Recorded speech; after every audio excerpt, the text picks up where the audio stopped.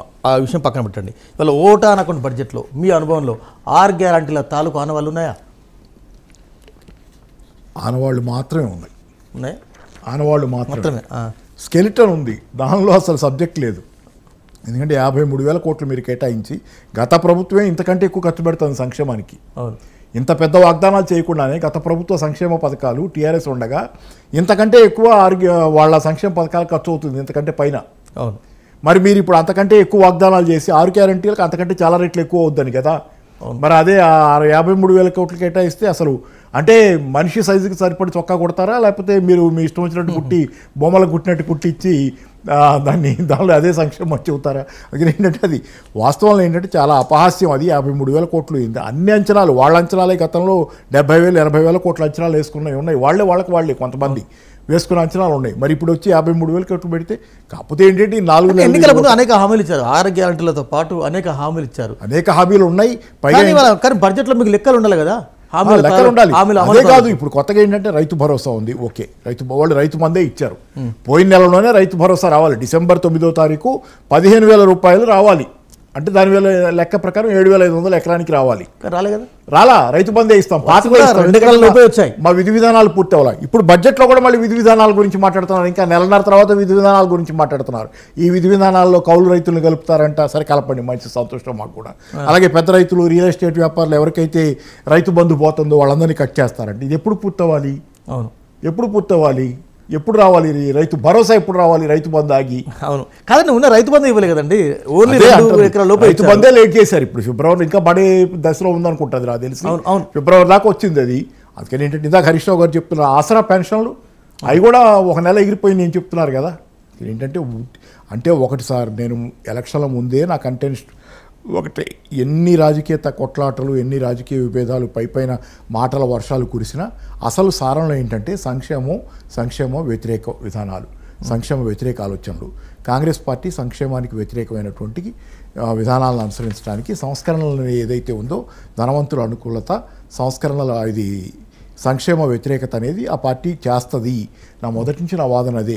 సంక్షేమం మీదే వాళ్ళ దృష్టి అంతా. డబ్బులన్నీ పేదవాళ్ళకి ఇచ్చేస్తున్నాడు, జనానికి పనిచేస్తున్నాడు కేసీఆర్, దాని మీదే అసలు అక్కసు. మిగతా అన్ని పైపోయిన ఆయన ద్వారాని మాటలు ఎన్నింటి ఉత్తుత్తి, జనానికి ఏదో నచ్చడానికి నప్పటానికి.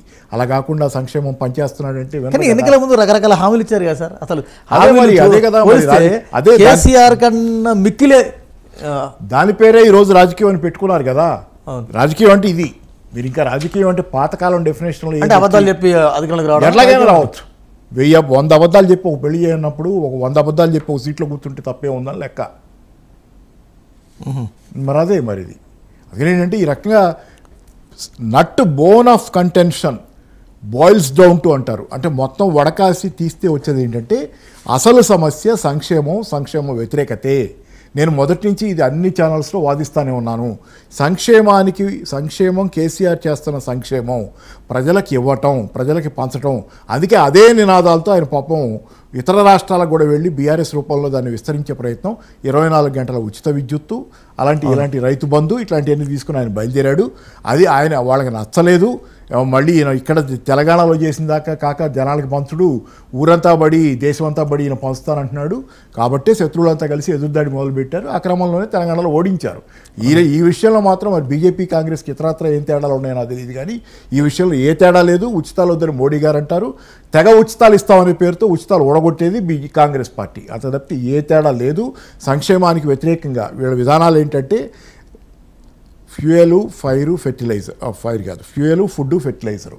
అవును, ప్రజలకు ఇచ్చే సంక్షేమం కేంద్ర ప్రభుత్వ స్థాయిలో ప్రజల సంక్షేమాన్ని మూడుగా గొలుస్తాం. ఆహారం, ఎరువులు, ఇంధన సబ్సిడీలు, 3 ప్రధాన సబ్సిడీలు. ఈ 3 సబ్సిడీల్లో కేంద్రం మొన్న బడ్జెట్లో కోత పెట్టింది. వీళ్ళు చెప్పకుండా ప్రజల పేరు చెప్పి కోత పెడుతున్నారు. ఇంకా కేంద్ర ప్రభుత్వం చాలా మంచిది పాపం. మోడీ గారు ఉచితాలు వద్దని ఆయనే వాదిస్తుంటారు కదా. ఆయన చాలా మంచి ఆయన. ఎందుకంటే అబద్ధాలు అట్టలేదుగా. Plain, they are simple and plain. వాళ్ళు చెప్పదలుచుకుంది వాళ్ళు జనాన్ని చెబుతున్నారు క్లియర్గా. వీళ్ళు పేద ప్రజలకు ఇంకా చాలా ఇస్తామనే పేరుతో అధికారంలోకి వచ్చి ఉన్నాయి కూడా ఓడగొట్టే కార్యక్రమం చేస్తున్నారు. కాబట్టి ఈరోజు జనాలకు అందరికీ అర్థమవుతుంది. ఈ బడ్జెట్లో కూడా ఏమీ లేదు. అంతా అంటే 53,000 కోట్లు దీనికి పెట్టారు. ఇంకా తర్వాత కళ్యాణ లక్ష్మి ఏది, షాదీ ముబారక్ ఏది, ఎక్కడున్నాయి? అవును, ఎక్కడ చూసారా మీరు ఈ బడ్జెట్లో కళ్యాణ లక్ష్మి, షాదీ ముబారక్? ఏమైంది? ఇంకా కాదంటే ఏం చెప్పుకుంటారు, బడ్జెట్ ఎత్తుకోవడంతో పర్ క్యాపిటల్ ఇన్కమ్ 3,43,000 పెరిగింది, 3,09,000 పోయిన సంవత్సరం నుంచి. మీరు పెంచారా ఇప్పుడు వచ్చి? ఇంతకుముందున్న ప్రభుత్వ కార్యక్రమాల వల్ల ఇప్పుడు అది పెరిగి ఉంది. మీరు ఇప్పుడు కదా కాదు సార్, మరి జనం బేరీజ్ వేసుకుంటారు కదా, జనం బేరీజ్ వేసుకుంటారు కదా. బేరీస్ అంటే ఇప్పుడు జనం నష్టం జరిగిన తర్వాత బేరీజ్ వేసుకుంటే ఎలా? చేతులు గాలిన తర్వాత ఆకులు పట్టుకున్నట్టు 5 ఏళ్ళు ఆగాల్సిందే కదా. అవును, 5 ఏళ్ళు ఆగాల్సిందే కదా. వాళ్ళు కొట్టుకుని పడిపోతే తప్పితే 5 ఏళ్ళు ఆగాల్సిందే కదా. మరి కానీ ఇందాక రాష్ట్ర ముఖ్యమంత్రి రేవంత్ రెడ్డి గారు మాటలు చెప్పారు, ఈ బడ్జెట్ చాలా వాస్తవంగా ఉంది. గత ప్రభుత్వాలు, గత బీఆర్ఎస్ అబద్ధాల బడ్జెట్ ప్రవేశపెట్టింది, అబద్ధాల పునాదులు నిర్మించుకుందని. అంటే ఇప్పుడు ఇవాళ మాటలు ఇవాళ, రేపటి మాటలు రేపు, ఏ రోజు మాటలు ఆ రోజు మాట్లాడుకుందామని నేను అసలు పెద్ద అబద్ధం. దీనిలో క్యాలెండర్ కట్టుబడి ఉన్నామనే మాట. ఇక అబద్ధాల గురించి వేరే ప్రస్తావన ఎందుకు? డిసెంబర్ 9వ తారీఖు రైతు బంధు పడుద్ది. రైతు బంధు కాదు, రైతు భరోసా పడిందా? పడలా.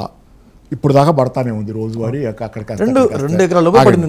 జాబ్ క్యాలెండర్ ప్రకారమే పోతున్నాం అని జాబ్స్ భర్తీ అని కూడా చెప్పారు. దీనిలో నవ్వుతారు ఎవరన్నా. ఫిబ్రవరి 1వ తారీఖు ఇవ్వాల్సిన గ్రూప్ 1 నోటిఫికేషన్ ఏమైంది?